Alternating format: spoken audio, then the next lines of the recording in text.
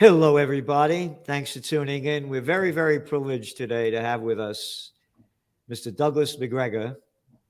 And this is a real man of honor, peace, and heart and soul, and somebody that really knows what's going on in the military because the guy's been there. He's been at the top. And he has insights and observations of what's going on in Ukraine that you don't hear anywhere else. So thank you very much for being with us today. Sure, And happy to be here. and there's, of course, the Ukraine war. The cover of our magazine, the Trends Journal, back on February 22nd, 2022, 2 days before the Russia invasion. The cover read, "COVID war to Ukraine war to World War." And as I see it, World War III has already begun. And this isn't a proxy war. If I said to you, listen, give me some guns and a hand grenade, I want to blow the guy's brains out next door, and you gave them to me, you're an accessory to the crime. And to me, what's going on here is America, NATO, and its allies are at war with Russia, as clear as can be. And this is going to continue to escalate unless it stops. And the media has it as though, the Russians are losing. They never mention that they control over 20% of the territory that they didn't have before they invaded, and make it very clear we're both opposed to the war. We're just giving the people the facts of what's going on. And morons and imbeciles, when you give them the facts that they don't know and they don't like, they call you a Putin puppet, So, and then the other thing is that after the United States, after the Ukraine and or the United States, the UK or whoever blew up the Crimea bridge and the Nord Stream pipelines, Putin said, okay, we're going to ramp it up now. And that's where it's at now. And they've destroyed the numbers that I see, and you would know better than I do because you know a lot what's going on the ground. About 70% of Ukraine's power and water infrastructure have been destroyed. So how can this keep going on and keep more weapons keep going in there when it's a losing battle? Well, it's going to go on until it can't. And I think it's going to reach that point when the Russians ultimately launch their offensive. I think by the time the Russians that have positioned now, certainly at least 650,000, probably close to 700,000 troops all the way around Ukraine, when the striking power of that force, which will be 300,000 roughly that goes in, I think the place will collapse. And the reason is very clear. The losses the Ukrainians have taken are just frightful. The conditions under which they have been fighting are incomprehensible. I mean, this man Zelensky has thrown away human life in Ukraine on a scale that Stalin and Hitler achieved during World War II. This is not a sensible, pragmatic individual by any stretch of the imagination. And I guess as long as Zelensky continues to receive cash and equipment, he will continue to force the issue. And, let's face it, at this point, Ukraine is, for all intents and purposes, the 51st state. We own it. We pay for the government. We pay for the armed forces. We equip it. These are the facts. Now, where are the Ukrainians at this point? They've lost an estimated 157,000 dead. And when I say that, people are shocked. Oh, that can't be. Because nobody in the mainstream media tells you the truth. We confirmed some time ago about 122,000 dead. This is through newspapers and various sources on the ground and comments from people that are in the war, observers from the outside. But then we also discovered something that the Ukrainian government admitted to, and that is 35,000 missing in action and presumed dead. When you add that to the number, you're at 157,000 dead. The hospitals are full to the brim. They're bursting with wounded, terribly wounded people. And as we were talking earlier, the report that came in this morning from a Ukrainian source on Telegram talks about the numbers of Ukrainian soldiers, wounded soldiers dying in the cold because they do not have adequate clothing and they can't evacuate them. And they can't evacuate much of anybody at this point because Zelensky has given them this Hitlerian order, which is to hold every inch of ground instead of allowing these people to withdraw to new defensive lines. So this is a disaster. It's a catastrophe. The Russians are not losing. They're poised to put an end to this, and it's not going to be attractive. And the biggest mistake we can make at this stage of the game is to intervene in this thing just as it's ending on the assumption that somehow or another we can turn back the clock. We can't. And we certainly don't want to risk direct confrontation with Russia. If we do, then the danger of the nuclear confrontation, it goes through the roof. Well, you mentioned the danger of a nuclear confrontation. They've been selling this, by the way, and we've been warning about this now for several months. And for instance, Business Insider a few weeks ago, this is the headline. You ready for this? A nuclear attack would most likely target one of these 6 U.S. cities. And they say a nuclear attack on the U.S. soil would likely target New York, Chicago, Houston, Los Angeles, San Francisco, and Washington, D.C. But the Federal Emergency Management Agency has an emergency strategy. FEMA has some simple advice. Get inside, and stay tuned. You know, what am I, 6 years old? Simple advice for simpletons. Who are you talking to? You're going to be dust. Life's not going to be worth living. I thought they were going to tell us all to move to Cancun or something.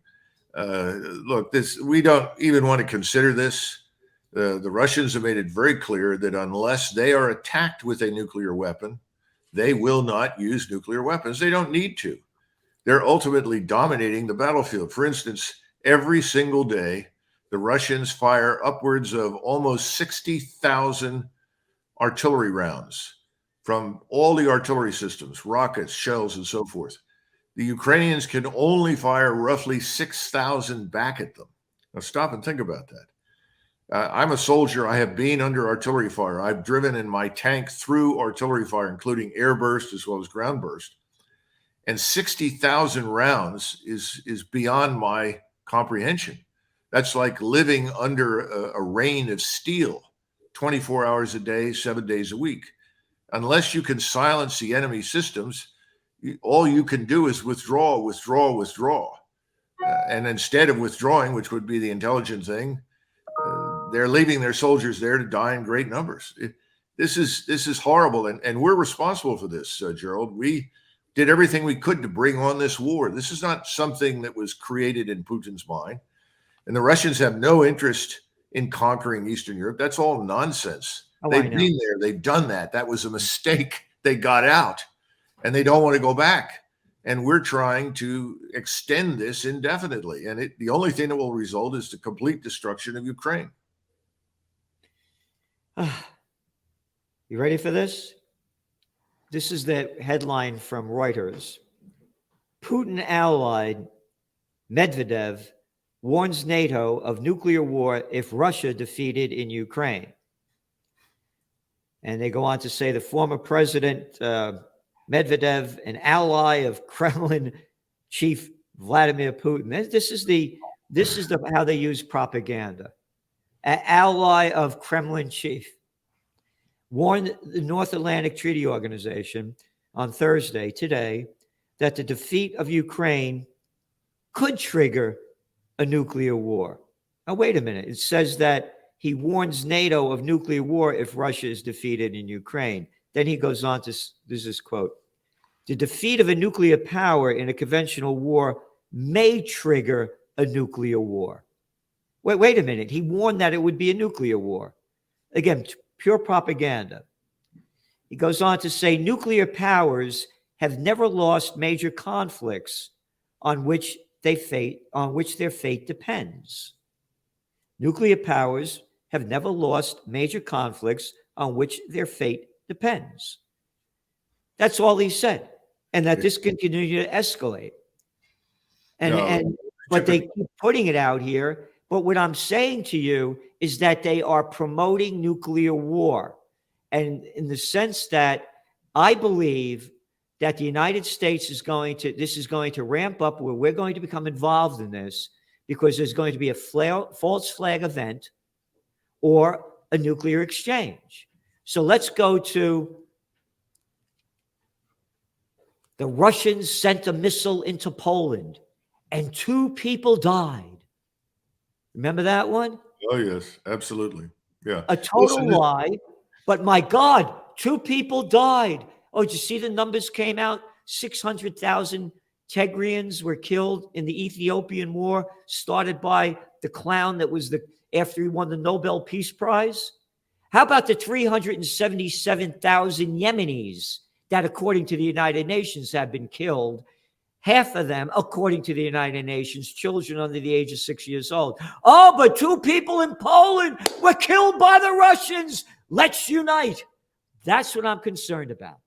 no, listen, that's legitimate. And you know as well as I do that if we go back through American history, it's not difficult to discover that in 1965, we claimed that there was an incident in the Gulf of Tonkin when there was none.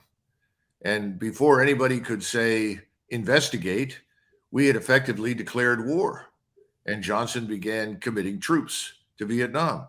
We always have this problem with the truth when it comes to the outbreak of warfare. So I think you're right. I think we have every reason to be concerned. The good news is this, and this is going to sound strange to some of your listeners. The Russians are not fools. They do understand what nuclear war means. They have no interest in it. I don't think the majority of people in Washington have any interest in it, but the concern has always been the same thing. Once it becomes abundantly clear that Ukraine is crushed and Russian forces are advancing across that country, will we risk a direct confrontation on the conventional level with the Russians, for which we're completely unprepared? I mean, we can't even recruit for the United States Armed Forces at this point. We only have 457,000 men in the United States Army. Of that number, you have perhaps 120, 130,000 that are actually combat troops. All the services are in bad shape thanks to 20 years of stupid wars, also based on a series of lies that we don't need to go into. So now I think it is a real danger once this becomes clear that someone in the White House will say, oh gosh, we have to do something. We can't just sit here. We have to do something. Well, something is not an answer. Something is not a strategy. We've never had a strategy. We've never had a strategy for any of this. We said, well, we're going to punish the Russians. And then they made the mistake of assuming because the Russians went in initially in the hopes of just inducing negotiations that they were weak and stupid. Now the Russians are giving them what they don't want: total war in Ukraine. War. We don't understand it. We haven't fought in it for decades, and we need to stay out of it because this war is unlike anything we have seen since World War II. And again, you see what's going on, how NATO keeps that little clown boy, Stoltenberg, just yesterday, more weapons. The UK just came out today that we're going to keep sending more weapons. And you mentioned about the Gulf of Tonkin, that lying little lowlife McNamara lied, that arrogant guy, about it happening. And again, what the hell are we doing in the Gulf of Tonkin? What if the Vietnamese were in the Gulf of Mexico? Exactly. You know, I'm an American. I believe in the founding fathers like George Washington. You read his farewell address. Do not become involved in any foreign entanglements, particularly what's going on in Europe. This stuff has been going on for centuries between these people. Exactly. We're not going to solve them, and they're not our problems. And when you're talking about the Ukraine border dispute, what is this going on for 300 years? They're taking down the statue of Catherine the Great. Oh, Catherine the Great, Odessa, 1750. I mean, it's been going on back and forth. And like you said, Russia's made no threat to invade the rest of Europe. And then you have this clown boy playing the prime minister or whatever over there in Lithuania, or Latvia rather. Latvia's president has urged Western countries to step up military support for Ukraine. He's at the Davos conference. Yeah. And you're seeing at the Davos conference, from Zelenky'S wife to one clown after another, pumping up more war. Well, everybody's emoting. Nobody is thinking. And that's the first problem. And the second problem is that they harbor delusions.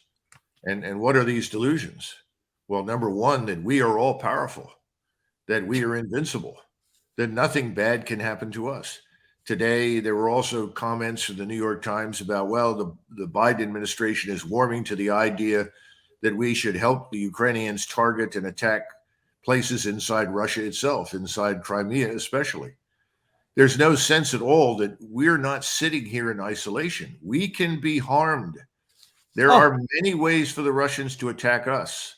They have exercised extraordinary restraint. I doubt very seriously that we would exercise that kind of restraint if there were large numbers of Russians or Chinese in Mexico beefing up a Mexican army designed to attack us.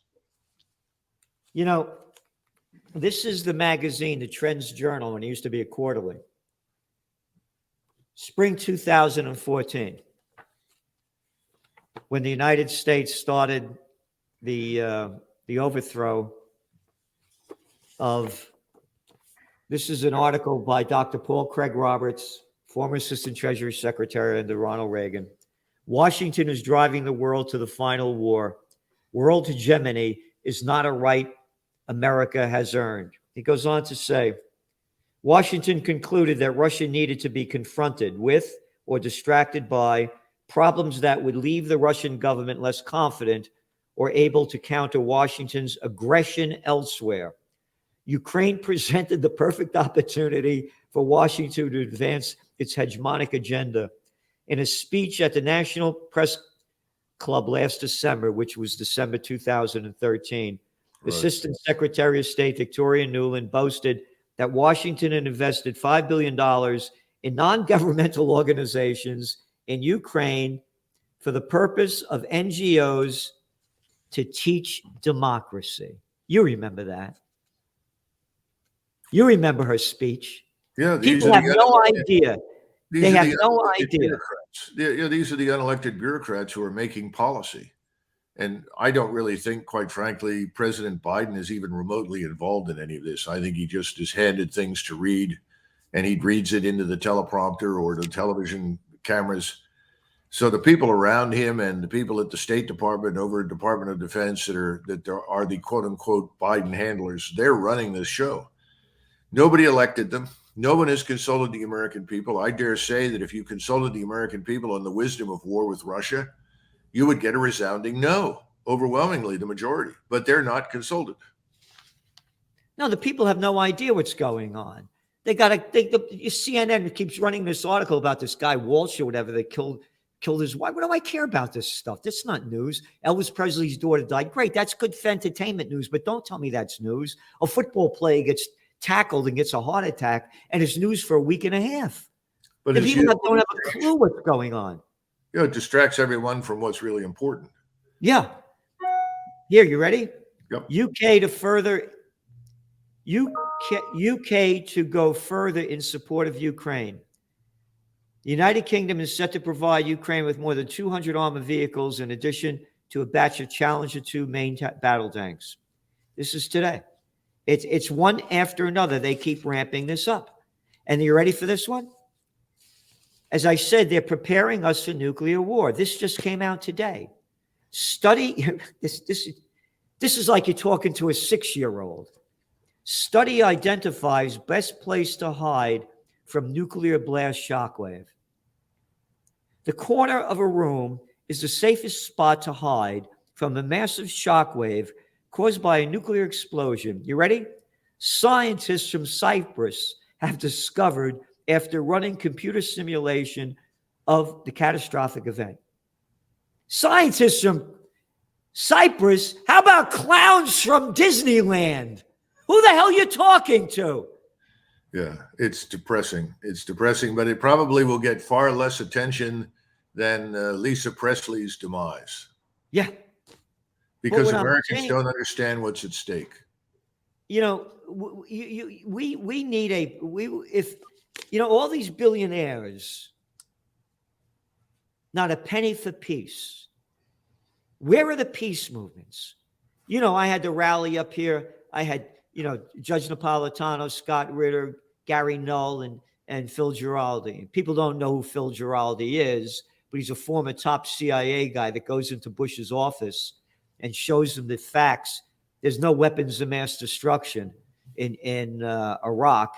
But Bush tells him to get out of here, leave the office, and Giraldi, being a real man, quit. We sent out several thousand press releases over the course of 3 weeks. The streets were packed here. Zero coverage. Zero coverage. But if I had a rally to support Ukraine and put up a Ukrainian flags everywhere, it would have been great news coverage. Of course. So what do you suggest? What do you suggest we do to stop this? I think that the right in the country, as opposed to the left, I'm talking about, and the right has to be defined simply as Americans who care about and love their country. I've long been disappointed in the two-party system. I don't see much difference between Republicans and Democrats because they're all wholly owned subsidiaries of various lobbies. And as wholly owned subsidiaries of various lobbies. Perfectly said. Go on, I'm sorry. And as a result, we no longer have people in Washington representing the interests of the American people. And I felt strongly that we should have a new party completely. And I think we would attract large numbers of Democrats as well as Republicans into it if we made clear what we want to do with this party, what the platform would be. And that platform has to be one of avoiding unnecessary conflict. Yeah. It has to enshrine peace and prosperity as our top goals in the world. It has to give up this notion that nothing can happen in the world unless we somehow or another are shaping the outcome. In fact, we don't need to be involved with most of the world. And what happens in most of the world on any given day doesn't make much difference to us. No, I agree. And the other thing is talk about our sovereignty. You know, we're talking about Ukrainian sovereignty. What about ours? We've given it up. We've abandoned the borders. We don't enforce law. We've undermined, law enforcement. We're exalting criminality. We're treating it as though it's something good. This all has to go away. But the only way to get rid of it is to build a new platform. And that platform has to have media. In other words, you've got to develop the alternative to what is dominating us in the mainstream. Call it a free speech platform or a confederation of platforms, whatever you want. I don't see anybody on the right with any money stepping forward to do anything. I know. That's what I was saying. So here's my suggestion. RFK Jr. for president and Judge Andrew Napolitano for vice president. And here's my thinking. I have this. I got it framed actually a couple of months ago. I came across it and I found it. And it's from the Daily News.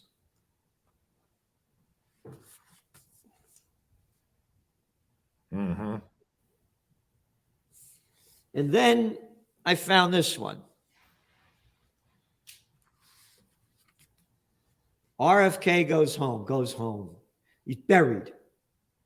Imagine RFK Jr., his father's assassinated, his uncle's assassinated, the president of the United States. This guy must have a heart and emotion that none of us could ever imagine. And the Kennedy name would bring in the left. Napolitano would bring in the right, and people with an open mind that know that there's, and again, I don't know anybody that knows the Constitution, the Bill of Rights, the details of it better than Judge Andrew Napolitano. Fact after fact after fact.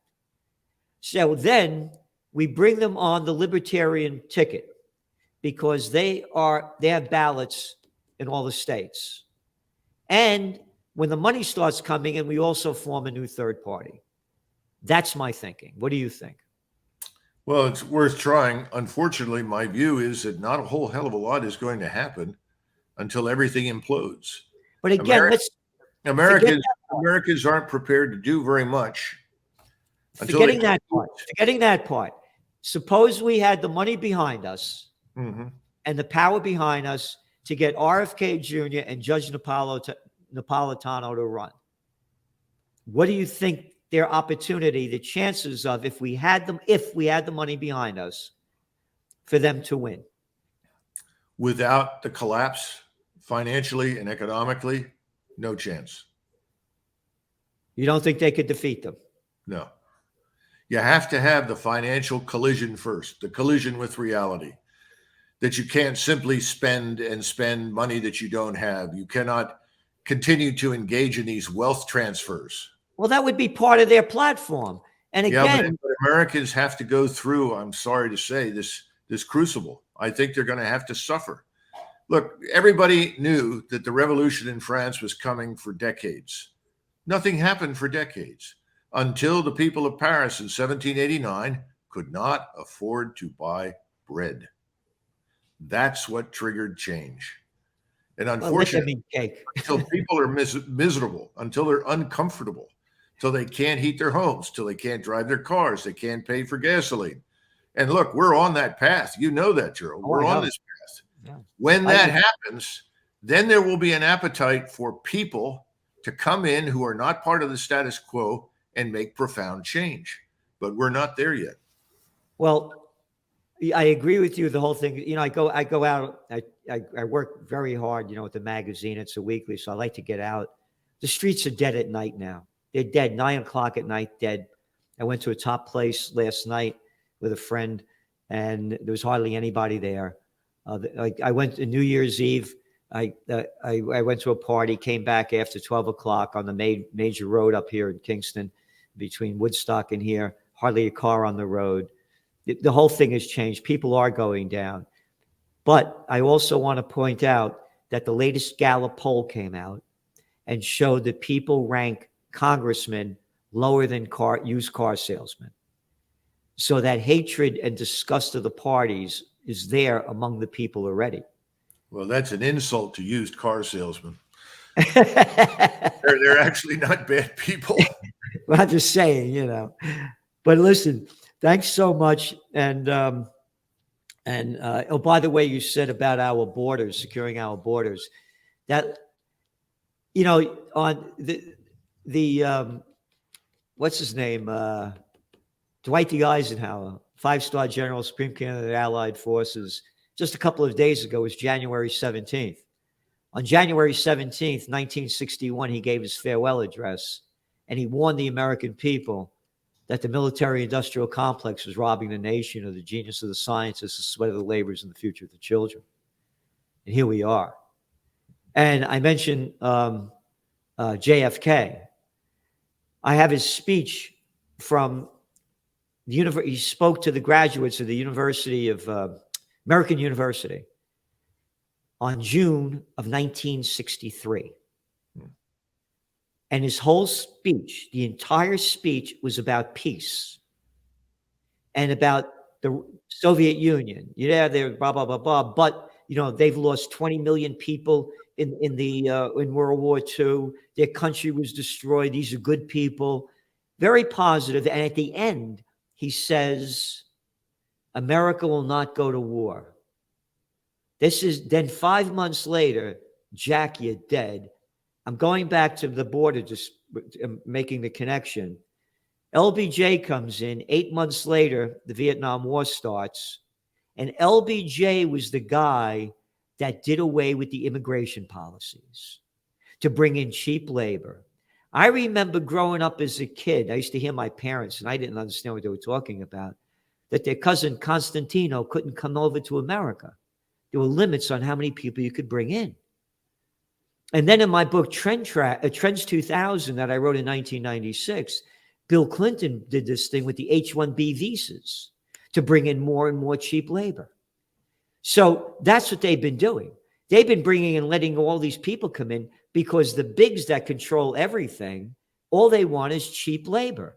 Well, I think LBJ said, I may be wrong and it may have been somebody else, but I think LBJ said, if I cannot find enough people in this country to vote Democratic, I'll import them. Yeah. And I really think that's been the message for. And that's what they're doing now. Again, when you and I were young guys, they had drugstores, they had stationery stores, they had grocery stores, they had hardware stores, and now they're just chains. Staples owns it. Home Depot owns it. Lowe's owns it. Kroger owns it. And all Walmart owns it. All we want is cheap labor. Amazon owns it.